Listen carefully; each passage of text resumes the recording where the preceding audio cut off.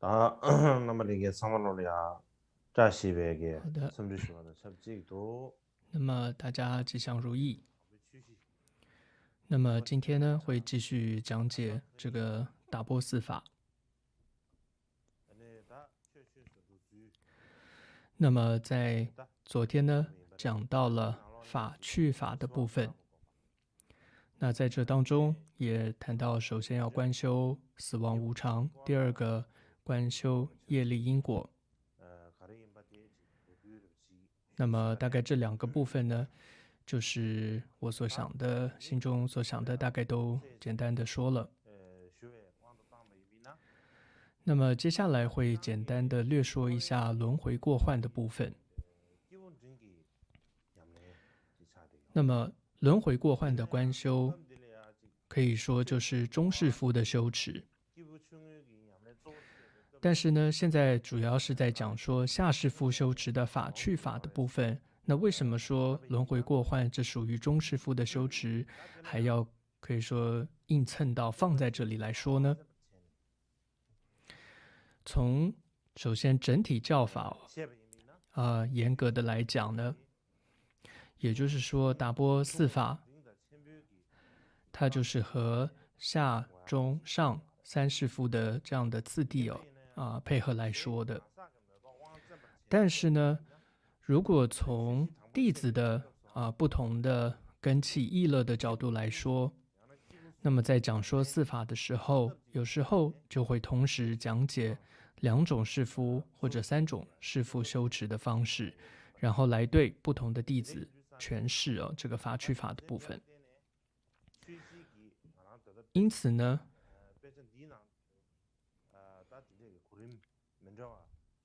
不仅仅是在这部论当中，有这样子的次第，有时候会交替那么在达波仁波切其他的教言当中，法去法说到的时候，也提到了去入世间法，还有去入涅槃法这两种。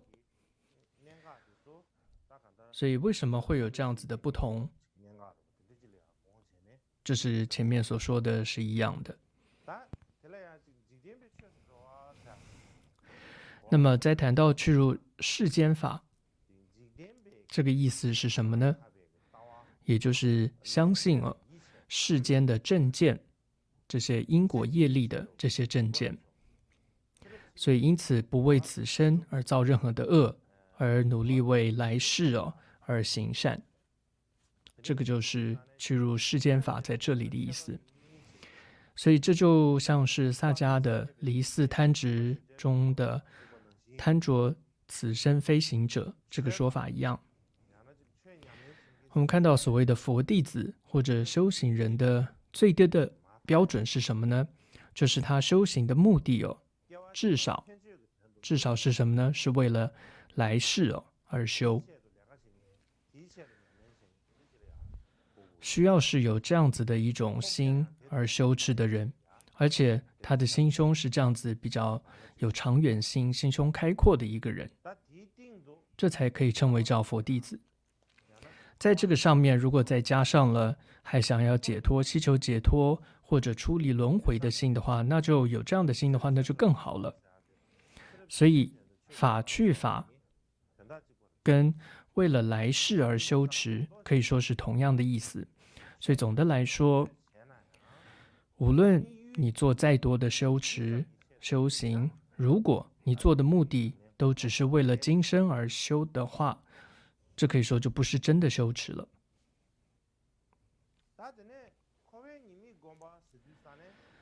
那么这里谈到轮回过患，我们要如何做修持、做观修呢？也就是你意识到、知道说，我持续在轮回当中是不会有自由的。如果能够得到解脱，才是真正的自由。你有这样的认识之后，所以努力的想要培养，首先心上解脱的心，同时力行实践各种解脱的方法。我们说，为什么轮回是不自由的呢？主要就是因为我们被自己的业和烦恼所控制。但是呢，我们现在很难马上就看得出所谓的业和烦恼它的坏处在哪里，这是不容易观察到的。所以我们先从业跟烦恼的结果，这是比较容易被观察到的。所以要观察业跟烦恼的结果是什么，就是痛苦。所以这也是轮回过患，主要就是观修轮回痛苦。那么在我们这一次的这个轮回过患的这个经文啊，昨天已经念过一次了，但是我想现在再念一次吧。所以这里的经文是：即便人天二道较之上好，但人有生老病死，求之不得，患得患失，恐遇怨敌，忧失亲眷之诸苦。天人又有死堕之苦，乃无间地狱所受苦楚之16倍有余。因此要深晓，无论六道之中投生何处，唯有痛苦一途。故而若出离心未及之智，何谈令法去法？那讲到这个部分，谈到了轮回过患，所以呢，我想也分享一下自己对轮回过患观修这部分的一些想法。在平常呢，我们会说，在这样子的轮回里面哦，就只有痛苦一途哦。那么为什么我们说没有任何快乐，只有痛苦呢？很多人其实并不知道的。可能很多人会觉得说，哦，我不苦，还很快乐呀。甚至会想，如果能够投身到天人，可能还更快乐呢。怎么会说唯有痛苦呢？有人会说轮回是苦，可能是他疯了吧，少根筋疯了吧。但是我们谈到苦哦，到底我们先要认识一下什么是苦。举个例子来说，好，身体不舒服吧，是一种苦，或者胃痛吧，或者我们说伤心、难过等等。总之，身体和心理上能够直接感受到的痛苦哦，这种我们会说它是一种苦。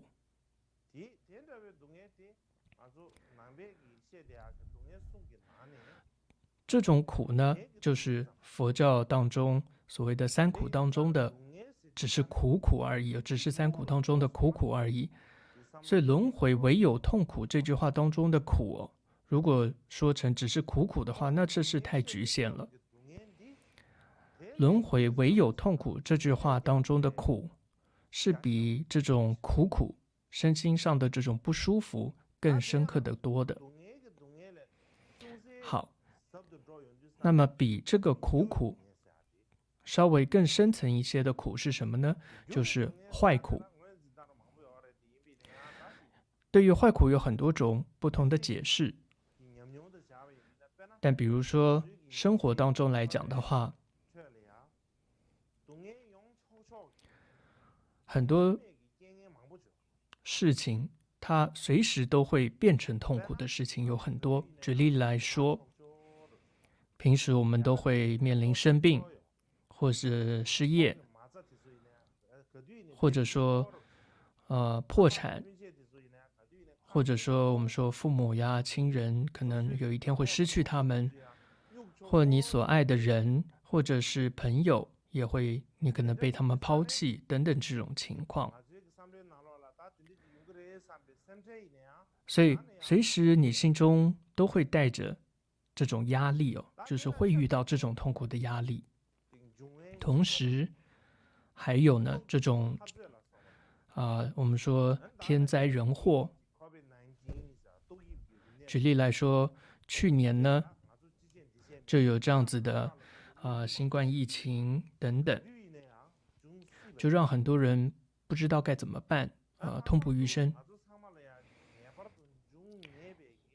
尤其我们心中还有一种最大的隐患是什么呢？必须要面临的就是死亡。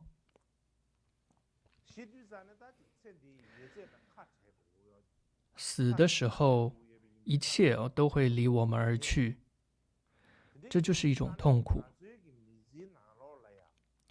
所以，其实，在我们生活当中，就有很多很多你无法控制的一些这种各种的情况，这种一种隐患只是他们暂时呢还没有爆发出来而已，显现出来而已。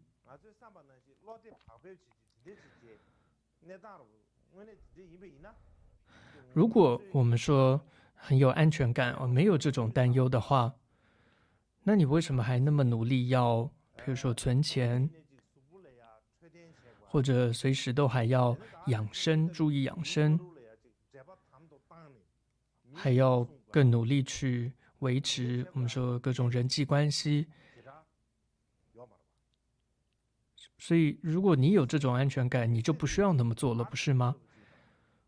如果说人生它就是所谓的你以为那样的是圆满的、是完美的话，我们也就不会有那么多的各种负面的情绪，像是惊慌呀，或者说总是隐瞒呐，或者说内疚啊，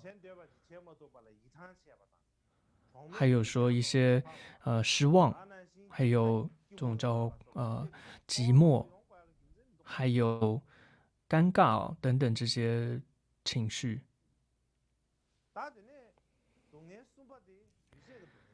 所以接着第三个呢，就是所谓的行苦，它又比刚刚谈到的这种隐患坏苦更深刻一些，因为它不只是一种感官上的痛苦，所以你感官上是感受不到的，它也不是一个很清晰的一个东西，它甚至也不是一种隐患，而是一种本质性质上的苦。就好比我们一想到要坐牢，听到说我要坐牢，想到要坐牢，马上他就会想到这种经历是苦的。他并不是因为身体受伤而痛苦，或者饥饿或灾难，而是一种整体上的本质上的苦所以这种苦的概念我觉得是跟这里所提到的唯有痛苦的这种说法，我觉得是最接近的。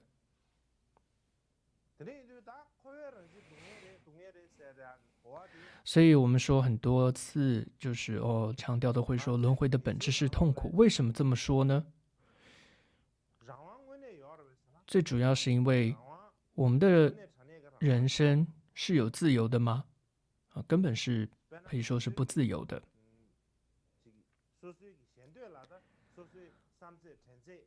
譬如说，我们自己以为说，好像可以心想事成、为所欲为，想做什么就做什么。可是，真的是这样吗？不是的，做不到的。你不是想做什么就可以做什么的。譬如说，我们总是会害怕失败啊，害怕失去机会啊，或者被别人嫌弃或被别人抛弃，所以我们总是可以说是活在了别人的这个眼里面，所以我们也总是想要赚更多的钱，想要学习是要比别人好，或者你为什么那么努力的工作，只是为了让可能家人周遭的人感到骄傲，只是这样子而已。不仅如此，我们可以看到，其实生命当中你充满了很多的无奈。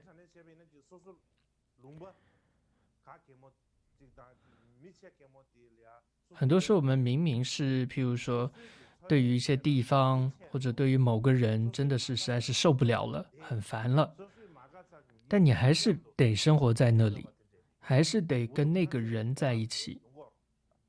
你有很多这些无可奈何的这种状况。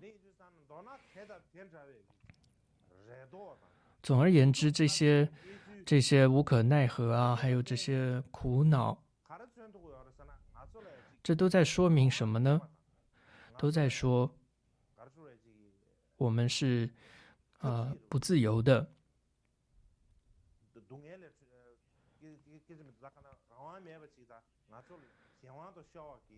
可以说是身不由己的。所以因此呢，由于说轮回的本质可以说就是不自由是痛苦的，所以我们只是比关在监牢里的人好一点点而已。好的，哪里好呢？就是能够活动的空间更大一些而已吧。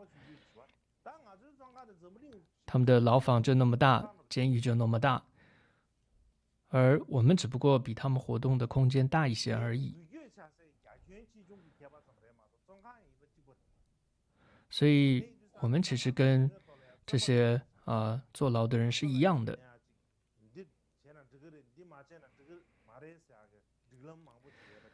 所以我们也跟他们一样啊，所以也还是有很多的规矩、很多的标准、很多的这些道德眼光、判断等等，在限制着我们。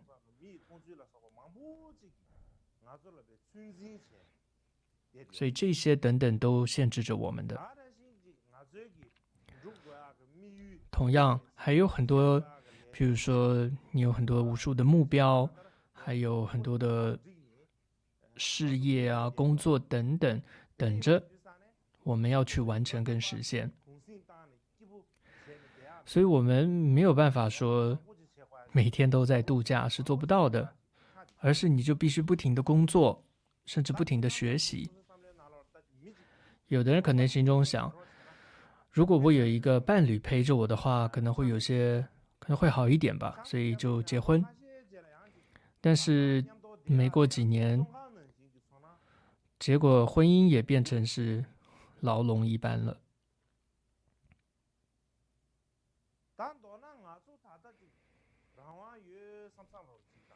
所以你现在能够感受到的以为的自由，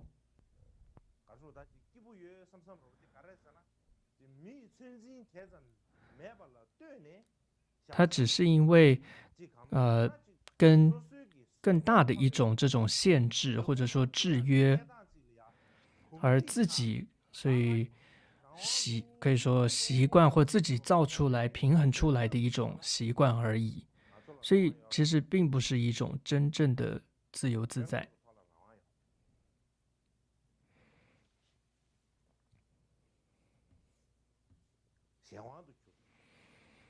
所以都是可以说身不由己的。这就是这整个情况，这就叫做轮回。那么身在轮回当中的这些无奈啊，还有很多的限制，还有很多的束缚。有时候想想，到底这些束缚限制是来自于哪里呢？是谁在束缚限制我们呢？原来就是自己的烦恼和业力。事实上，我们完全被烦恼和业力牵着鼻子走，完全被他们这个控制了。这有一点像我们有时候会遛狗，就像是这个样子一样的。这只狗它没有自己的选择就是被牵着走。所以很多人就因为知道生活中的无奈、轮回中的这种束缚跟限制，他们没有想不出其他方法去处理、去面对，有的就喝酒，或者说抽烟，甚至更不好的，可能会选择吸毒，这只是为了放松，用各种这些方式想要对峙这种无奈。但这种呢，都是治标不治本的，因为你酒醒了，所有这一些无奈束缚，它又会回来的。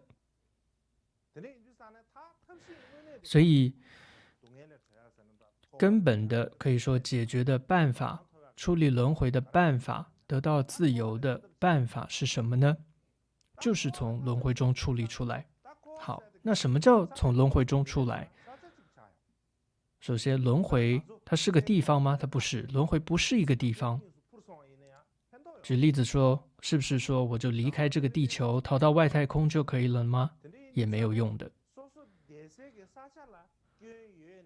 所以轮回它不是你所居住的这个地方有问题，不是。所谓的轮回是你的心理有问题。如果说是地球或你居住的地方有问题，那么我们就不会跟这么多大成就者，可以说共同生活在这个同一颗星球上。所以轮回是在我们心里的，而这个罪魁祸首是谁？就是我们的烦恼和业力。所以，我们对于苦是什么，真的要从更全面、更深刻去看。所以，不要一谈到苦，就觉得是就我身体不舒服，我胃痛，或者的我内心里，哎呀，我们没有买到 iPhone 12，或者说没有买到这个最新的 iPhone，而这个非常的这个难过。我们谈的苦不是这一些。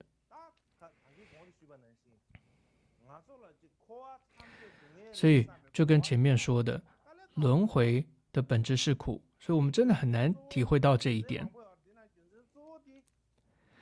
为什么呢？为什么我们没有办法体会到轮回是苦？因为我们从来都没有，从烦恼和业力的这种束缚之中呢，解脱出来过。所以我们不知道这种解脱的情况是什么。所以我们常常说，这种痛苦是比较而来的，就好像没有比较就没有伤害，是这样子的。跟一个快乐的人比起来，你才知道自己是不快乐，或者是痛苦。所以就像没有比较就没有伤害这句话说的一样，因为我们从来没有感受到过像是那些大成就者那样的内心的一种自在和他们的这种解脱的这种快乐，我们从来没有体会过。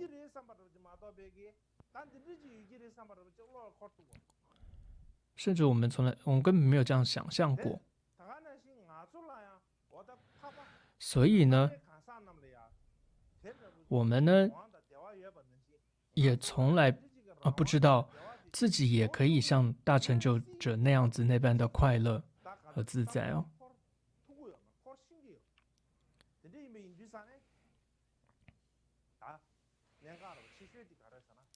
所以我觉得最重要的一点就是，大家在每天忙碌的时候，有时候真的要停下来想一想，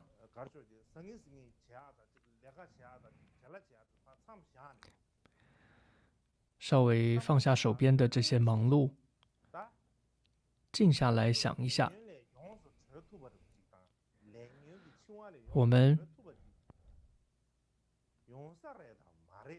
我们是不是真的能够彻底的解脱，从烦恼跟这种业力中彻底解脱出来，有没有可能？彻底的解脱是说它是在某个地方吗？并不是的。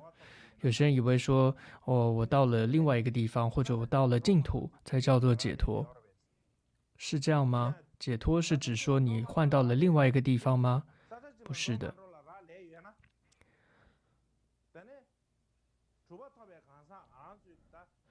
所以如果说是在外在的话，那么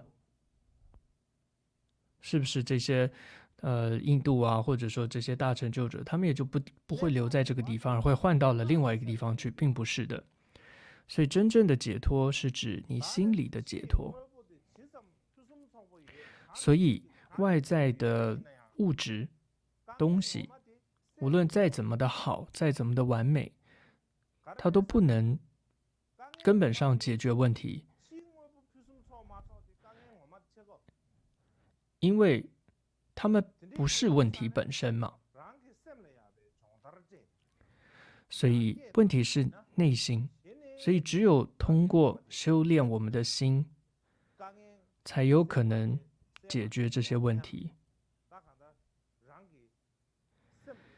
所以真正解决一切问题的关键可以说就是你的心有没有修好，有没有修炼好。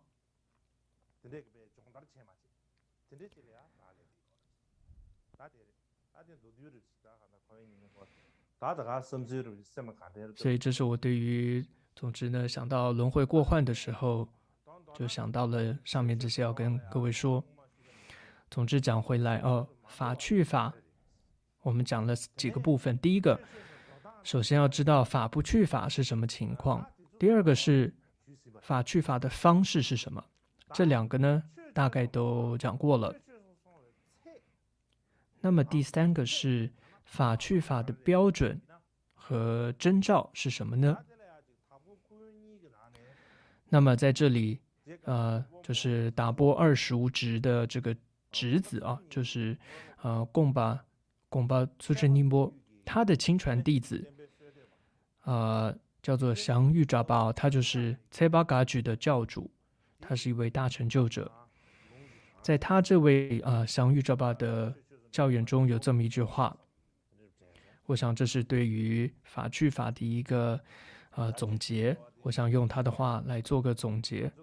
如果再不总结的话，我们这一次就不是达波4法的课，而是达波1法了。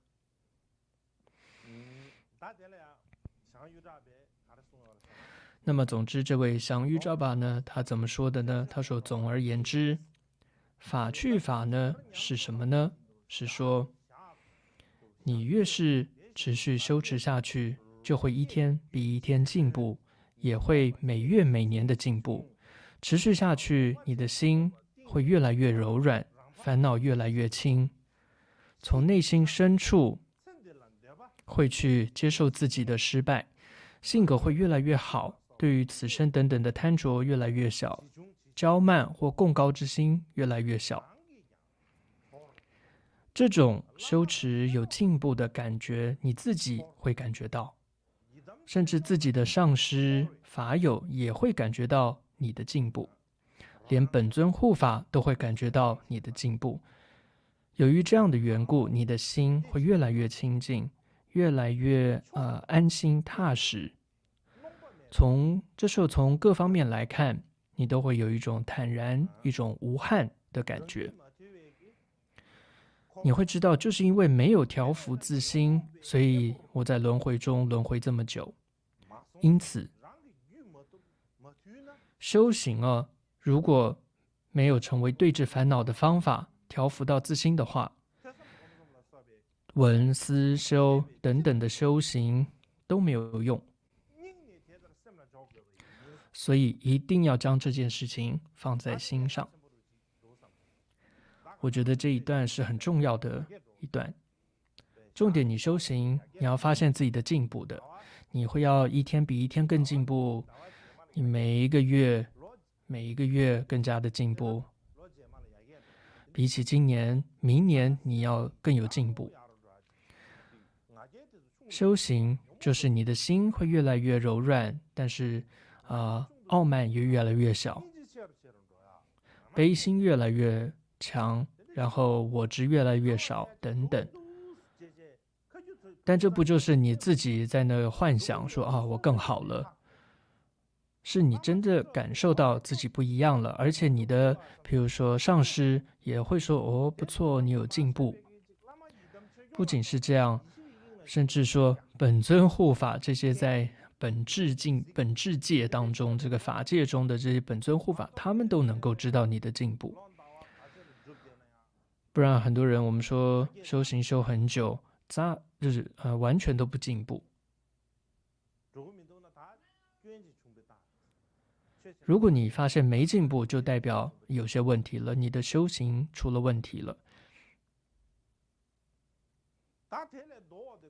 就是修行没用对方式了。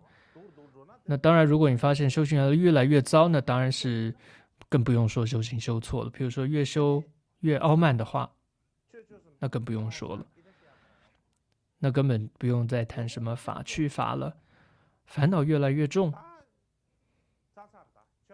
那你完了，你这个修行真是不行了。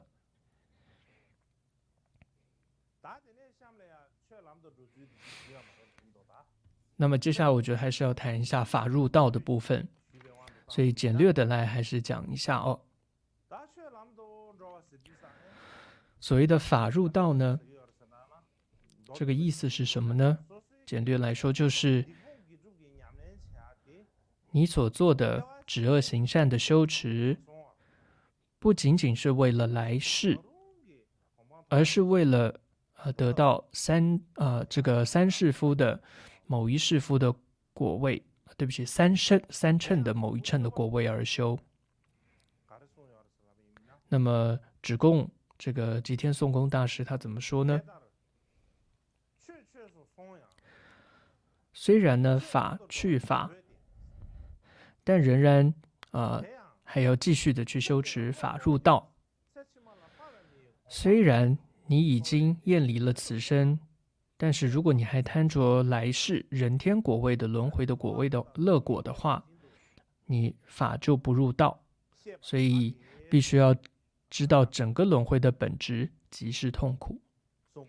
所以这是智供吉天颂公所说的。所以所谓的法入道大概就是这个意思。那一般我们说到法入道，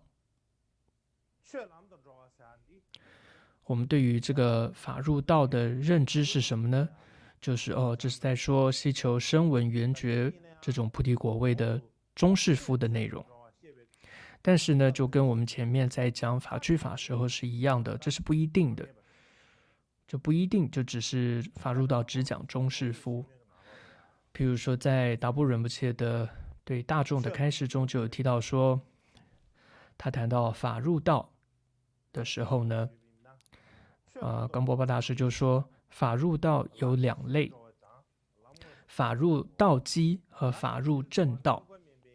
法入道基是当你意识到小乘的过患之后，抱着慈悲心与菩提心进行一切程度一切的这种能做到的白善法的集资与进障，同时为了等虚空一切有情登上无上菩提，所以我一定要证得具有三身五智的一切智智佛果。那么第二个法入正道，意思是指随念世俗皆如梦幻，而且不但抱持着慈悲心与菩提心来进行所有的修持，同时更是万法皆如梦幻，如此即是方便与智慧的并行不离以上两类就是法入道。所以简略来说，上面谈到就是说能够空悲双运的这种修持法门进入大乘之道。同样在洛莱亚巴大师的四法大书中有提到说，接着呢讲到法入道这个部分的时候，那么论中也有提到说道 ，OK， 那道呢就可以分为暂时和就近的这两种菩提。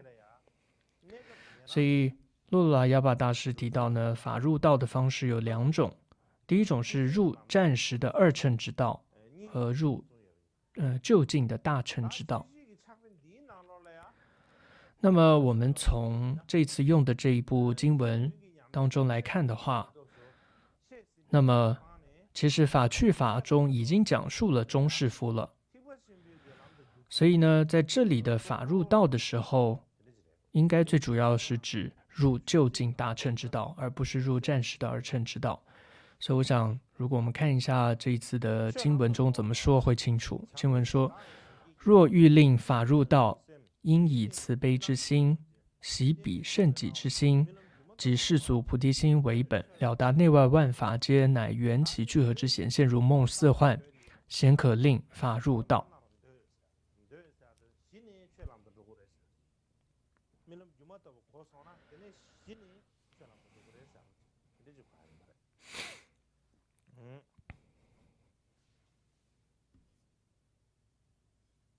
다 드네 메인주 사네 다 끔 딜레야 드네 가르쳐다 다 지당디 최람도 당디 고아자 좀 시그래 해샤 所以我们谈到法入道的时候，这内容是很广的，真的要详细说的话，还要再2-3天。但这次的时间也是不够了，总之今天没办法讲了，所以我想明天会再简略的讲一下法入道的部分。明天要讲3个法，法入道，这个道断惑啊，惑显智。1天中要讲这3个，要讲3个法，我觉得是可能有点困难。所以呢，我刚想了一下啊，有没有什么办法呢？如果再多1天的话，这没用。这有点像一般我们做糌粑记，首先不太会做糌粑的人，他先糌粑里粉倒了一点水啊，这个茶多了，不行，那再加一些这个糌粑粉，结果糌粑粉又多了，又太干了，那只好又再加一些茶，结果呢做半天，他做了太多的糌粑，吃几天都吃不完。所以我觉得这样一直东加西加下去，我觉得也不行。所以我想不要再多加1天。但是就算不多加1天，但是我想可能要多加1个小时。所以明天我们会先，总之，所以印度的时间7点到8点是一做法，然后修持半小时。然后可能之后在8点半到9点半，大概是这样子。所以2个小时来讲的话，所以反正如果不好意思让佛学院僧人辛苦的话，也很说一声请求原谅。那我自己也是不容易，可以说从早到晚都在想这个内容了。虽然也有一点有点这个辛苦，但我还是觉得有这样子这次机会真的很难得，我也觉得自己很有福气，所以呢也很欢喜哦，所以就提起这种精神，我想要再为各位说。